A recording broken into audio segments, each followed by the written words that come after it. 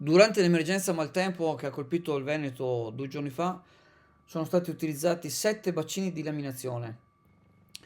E questo evento meteorologico di enorme intensità ha visto l'attivazione degli invasi di Montebello e Caldogno al 50%, Colombaretta e Orola al 100%, Trissino e Viale Diaz al 40% e Museo dei Sassi all'80%. Alcuni di questi bacini sono stati aperti manualmente, mentre altri hanno attivato l'innesto naturale.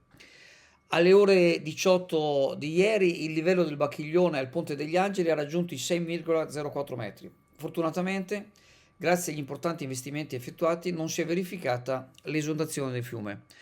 Anche a Venezia, che è stata colpita in modo significativo da un'acqua alta, chiamiamola locale, c'è stata appunto un'intensissima attività meteorologica con più di 130 mm di pioggia caduti per metro quadrato all'ora.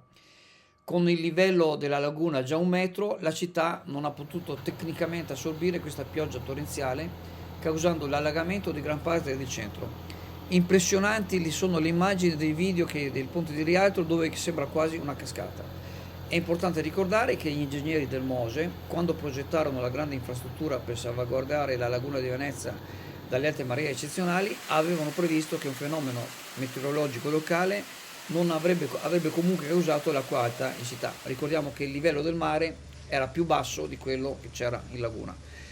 C'è ancora molta preoccupazione perché le piene non si sono ancora esaurite e c'è notizia che durante la notte un argine del Sile è saltato e quindi è stato aumentato l'allarme. Per quanto riguarda Punta Gorzone, la località più a rischio del comune di Chioggia, la notte è trascorsa relativamente tranquilla, grazie anche alla bassa marea che ha mantenuto il livello del Gorzone basso.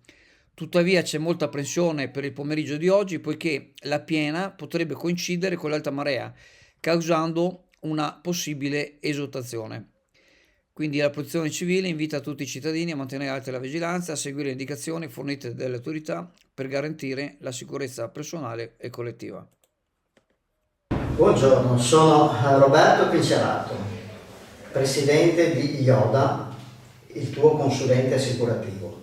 Siamo presenti in Mirano, Chioggia, Orbassano, Torino. Visita il nostro sito www.iodabroker.it.